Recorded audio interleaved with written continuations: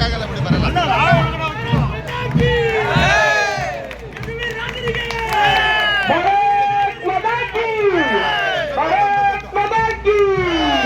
ಮೈಸೂರು ಒಡೆಯರಾದ ಯದುವೀರ್ ಅವರಿಗೆ, ಮೈಸೂರು ಒಡೆಯರಾದ ಯದುವೀರ್ ಅವರಿಗೆ ಇವರ ಗುರುತು, ಇವರ ಕ್ರಮಸಂಖ್ಯೆ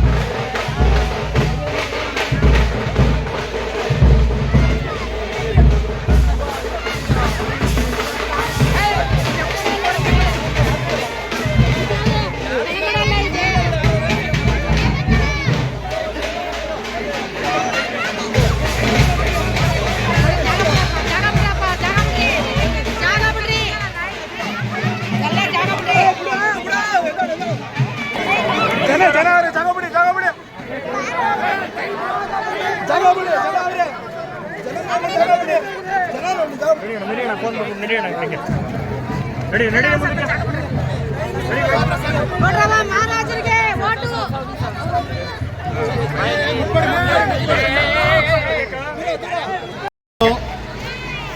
ಇಂದು ನಮ್ಮ ವಾರ್ಡ್ ನಂಬರ್ 28 ಗಾಂಧಿನಗರಕ್ಕೆ ನಮ್ಮ NDA ಮೈತ್ರಿಕೂಟದ ಅಭ್ಯರ್ಥಿಗಳಾದಂಥ ಮೈಸೂರಿನ ಮಹಾರಾಜರಾದಂಥ ಯದುವೀರ್ ಕೃಷ್ಣದತ್ತ ಒಡೆಯರ್ ಅವರು ಭೇಟಿ ಕೊಟ್ಟಿದ್ದರು.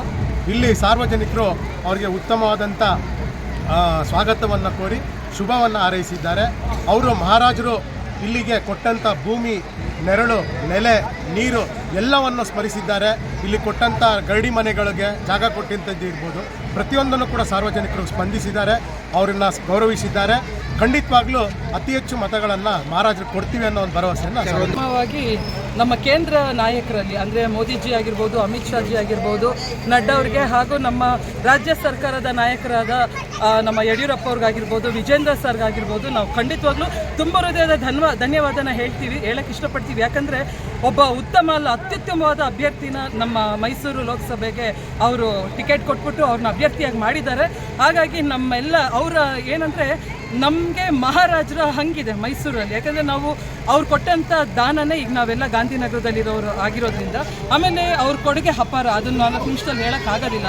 ಹಾಗಾಗಿ ನಾಲ್ವರಿ ಕೃಷ್ಣರಾಜ ಒಡೆಯರ್ ಅವ್ರದ್ದು ಏನಾದರೂ ಒಂದು ಸಾಸಿವೆ ಕಾಳಷ್ಟು ನಾವು ಏನಾದರೂ ಅವರ ಹಂಗನ್ನು ತೀರಿಸಬೇಕು ಅನ್ನೋದಾದರೆ ನಾವೆಲ್ಲರೂ ಮನಸ್ಸಿಂದ ಅವರಿಗೆ ಮತಯಾಚನೆ ಮಾಡಬೇಕಾಗುತ್ತೆ. ಇನ್ನೊಂದು, ನಾವು ಇಡೀ 65 ವಾರ್ಡಲ್ಲೂ, ಇಡೀ ಮೈಸೂರಲ್ಲಿ 65 ವಾರ್ಡಲ್ಲೂ ಬರೀ 2 ಕ್ಷೇತ್ರದಲ್ಲಿ ಅವರು ಕನ್ಸರ್ವೆನ್ಸಿ ಅಂತ ಒಂದು ಕೊಟ್ಟಿದ್ದಾರೆ. ಅದು ಗಾಂಧಿನಗರ, ಇನ್ನೊಂದು ಅಶೋಕಪುರಂ. ಇಡೀ 65 ವಾರ್ಡಲ್ಲಿ ಎಲ್ಲೂ ಇಲ್ಲ.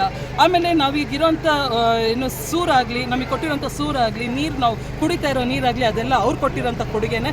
ಆದ್ದರಿಂದ ನಾವು ಎಲ್ಲರೂ ಒಮ್ಮತದಿಂದ ಎಲ್ಲರೂ ಮಹಾರಾಜರಿಗೆ ವೋಟ್ ಮಾಡೇ ಮಾಡ್ತಾರೆ. ಯಾವುದೇ ಜಾತಿ ಭೇದ ಮತ ಇಲ್ದಲ್ಲ ಅವ್ರು ಹೇಗೆ ನಮಗೆ ಕೊಡುಗೆ ಕೊಟ್ಟಿದ್ದಾರೋ ನಾವುಗಳು ಹಾಗೇನೆ ಯಾವುದೇ ಜಾತಿ ಮತ ಭೇದ ಇಲ್ದಲೆ ಅವ್ರನ್ನ ತುಂಬ ಹೆಚ್ಚಿನ ಮತದ ಅಂತರದಲ್ಲಿ ನಾವು ಅವ್ರನ್ನ ಗೆಲ್ಲಿಸ್ಕೊಡ್ತೀವಿ. ಅವ್ರನ್ನ ಖಂಡಿತವಾಗ್ಲೂ ಪಾರ್ಲಿಮೆಂಟಿಗೆ ಕಳಿಸ್ತೀವಿ. ಹೌದಲ್ವಾ? ಎಲ್ಲರೂ ಪಾರ್ಲಿಮೆಂಟಿಗೆ ಕಾಂಗ್ರೆಸ್ ಅವರು ಈಗ ಹಿಂದೆ ಹೇಳಿದ್ರು ಸಂವಿಧಾನನ ಬದಲಾಯಿಸ್ತಾರೆ ಅಂತ. ಖಂಡಿತವಾಗ್ಲೂ ಸಂವಿಧಾನನ ಬದಲಾಯಿಸೋಕೆ ಈ ಜನ್ಮ ಅಲ್ಲ, ಯಾವ ಜನ್ಮದಲ್ಲೂ ಆಗಲ್ಲ.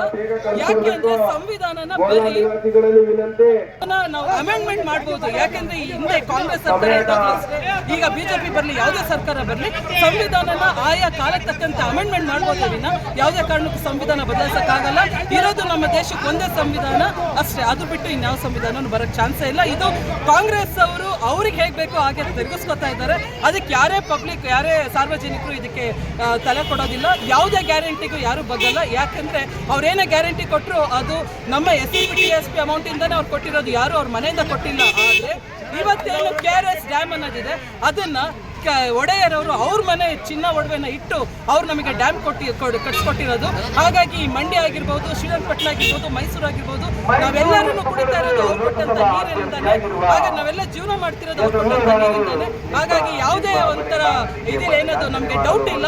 ಖಂಡಿತವಾಗ್ಲೂ ಮಹಾರಾಜರು ಗೆದ್ದು ಬಂದೇ ಬರ್ತಾರೆ. ನಾವೆಲ್ಲರೂ ಸೇರಿ ಅವ್ರನ್ನ ಪಾರ್ಲಿಮೆಂಟಿಗೆ ಕಳಿಸ್ಬಿಡ್ತೀವಿ. ಮೇಡಮ್, ಕಾಂಗ್ರೆಸ್ ಅವರು ಹೇಳ್ತಾರೆ, ನಿಮಗೆ ಮೊದಲೇ ಒಂದು ಮಾತು ಹೇಳಿದೆ, ಈ ಮೈಸೂರು ಕ್ಷೇತ್ರದಲ್ಲಿ ಈ ಮೈಸೂರಲ್ಲಿ ಯಾವಾಗ 1789ನೇ ಇಸ್ವಿಯಲ್ಲಿ ಫೆಬ್ರವರಿ 28ನೇ ತಾರೀಕು ಅರಮನೆ, ನಮ್ಮ ಮೈಸೂರು ಅರಮನೆ ಆವಾಗ ಇಟ್ಕೆ ಮತ್ತು ಮರದಲ್ಲಿ ಕಟ್ಟಿದ್ದಂಥದ್ದು. ಆವಾಗ ಅದು ಯಾವುದೋ ಮದುವೆ, ನಮ್ಮ ನಾಲ್ವಡಿ ಕೃಷ್ಣರಾಜ ಒಡೆಯರ್ ಅವರ ಸಹೋದರಿಯ ಮದುವೆ ನಡೆಯುವ ಟೈಮಲ್ಲಿ ಅದು ಬೆಂಕಿಯಲ್ಲಿ ಆಹುತಿಗೆ ಒಳಗಾಗಿ ಅದು ಸುಟ್ಟು ಹೋಗುತ್ತೆ. ಆ ಟೈಮಲ್ಲಿ ಎಲ್ಲರನ್ನೂ ನೀರು ಹಾಕಕ್ಕೆ ಹೋಗ್ತಾರೆ ಅರಮನೆಗೆ. ಆದರೆ ಮುಂದೆ ಬಂದಿದ್ದು ಅಶೋಕಪುರಂ ಜನತೆ ಹಾಗೂ ಇದೇ ಗಾಂಧಿನಗರದವರು. ಈ ದಲಿತರಿಗೋಸ್ಕರನೇ ಅವರು ದಾನವಾಗಿ ನಮಗೆ ಇಷ್ಟುದ್ದ ಜಾಗ ಕೊಟ್ಟಿರೋದು.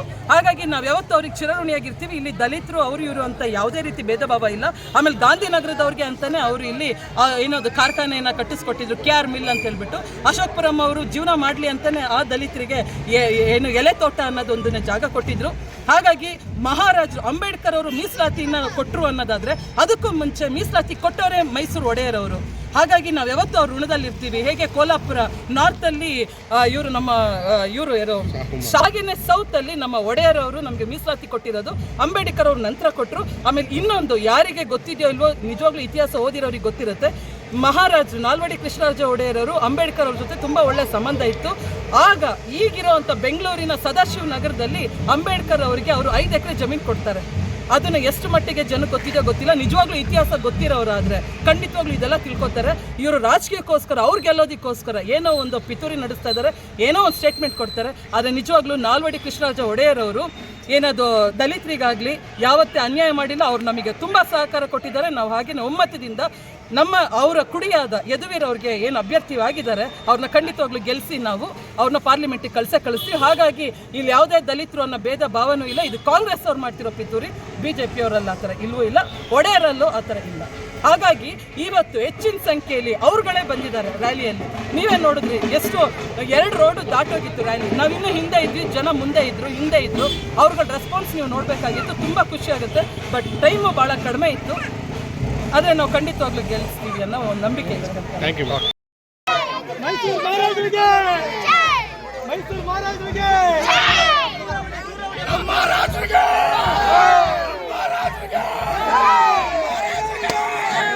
ಮೈಸೂರು ರಾಜರಿಗೆ, ಮೈಸೂರು ರಾಜರಿಗೆ.